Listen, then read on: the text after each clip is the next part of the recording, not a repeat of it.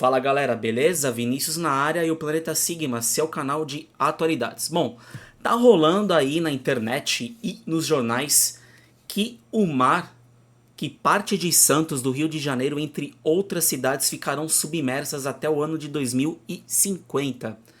E a gente sabe que esses estudos são elaborados por painéis da ONU e que de uma certa forma acaba gerando muita polêmica porque as pessoas entram em conflito, né, dentro dessas questões. Elas vão alegar, já elaboraram tantos relatórios e isso não aconteceu de fato, ou seria algo mais voltado ao alarmismo ou a uma agenda ambiental que nós estamos visualizando por aí. Mas vamos tentar aí basicamente relacionar a mudança climática com o aquecimento global, com o aumento da temperatura e, consequentemente, o aumento do nível do mar. E o que a matéria está dizendo, né? Que o mar vai ocupar grande parte aí das cidades costeiras, né? Santos ficaria submerso até 2050.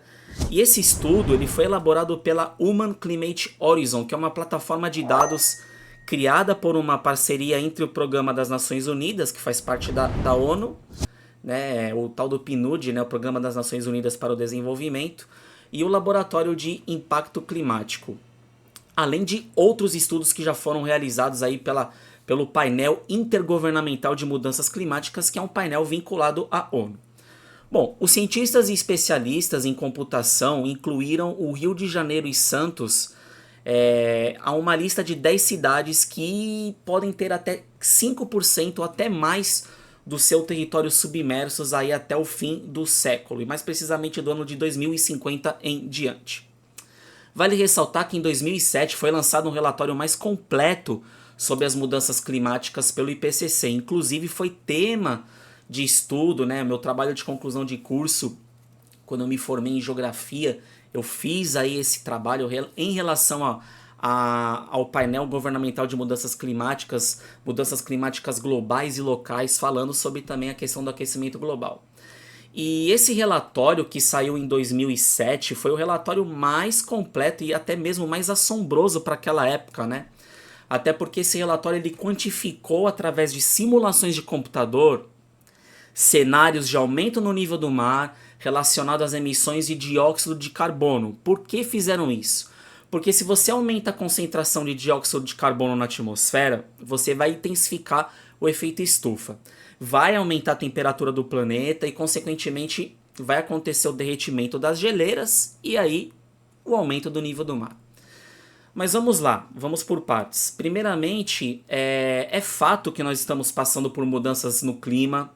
Inclusive, isso já aconteceu muitas vezes na história do nosso planeta, né? Tivemos até extinções em massa no nosso planeta mediante a mudança climática. Porém, nós não podemos encarar o aquecimento global não só como um extremo voltado ao calor, e sim como um desequilíbrio climático, ou seja, maior intensificação de ondas de calor, ondas de frio, aumento de tempestade. Também nós temos as oscilações naturais que interferem no clima, como o El Niño, Laninha, ou seja, nós temos que colocar na balança os aspectos locais, regionais e globais. Por exemplo, aspecto local, aumento da ilha de calor, que é uma intensificação da urbanização e a retirada da cobertura vegetal. Então a gente tem que levar em consideração muitas situações, né, que vão acarretar em mudanças climáticas, correto?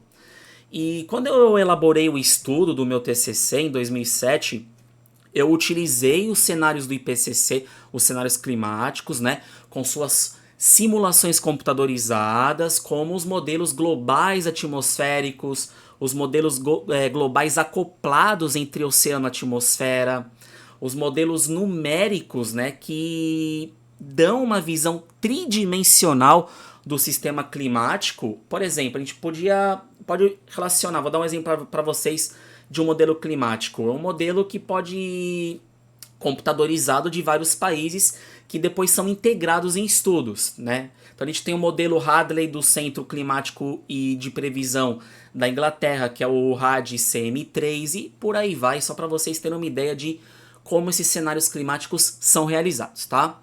E esses modelos eles podem simular climas futuros em nível global e regional, como resposta às mudanças na concentração de gases de efeito estufa, né? Que aí seria o quê? A intensificação do CO2, do dióxido de carbono, provocando a intensificação do efeito estufa e aí o aquecimento global. Então, esses modelos, eles vão criar simulações para 2020, 2030, 2050 e 2100. E aí vem a polêmica, tá? Quando realizaram esse relatório em 2007, com simulações para esses anos, 2020, 2050, 2080, 2100, muito disso não acabou acontecendo. Então, até o período atual, nenhum desses cenários se concretizou de forma mais consistente. Aí por isso que vem aí o tal do ceticismo e a conversa de que há realmente uma agenda ambiental e uma agenda de alarmismo em torno disso, tá? Agora para pensar. Imagina você lendo esse relatório em 2007 com projeções de que o aumento do nível do mar engoliria cidades litorâneas em 2020, em 2030 como fizeram, compreendem? E logo durante muitos anos de estudo existe de fato um alarmismo nisso, tá? Não estou dizendo que nós não estamos enfrentando uma mudança climática, ela está acontecendo, mas também nós temos um alarmismo em torno disso, né? Inclusive, alguns cientistas que elaboraram esses relatórios na época abandonaram o painel, porém não foi apurado qual foi o verdadeiro motivo. E detalhe, o relatório ele era passível de erro, né? Então nós tivemos até uma matéria aí, pessoal, vou mostrar para vocês, ó. É um relatório de desaparecimento das geleiras do Himalaia, como vocês podem ver aí. Então, logo, falhas nos relatórios do IPCC podem ser muito danosas, pois as descobertas do órgão são guia para políticas o quê? Governamentais. Então, no relatório do IPCC de 2007, o IPCC ele disse que estaria mais de 90% convicto que é o ser humano principal, né, que é a principal causa, né, do aquecimento global seria nossa, principalmente pela questão da industrialização, o uso dos combustíveis fósseis, né? E em contrapartida a gente vai ter também cientistas que discordam sobre o aquecimento global. Bom, a verdade, gente, é que nós estamos vivendo um intenso bombardeio de agenda, né, com inúmeros interesses, e esses interesses andam bem no nível obscuro. A ONU também divulgou um estudo que mostra a probabilidade de Santos ser tomada pelo mar.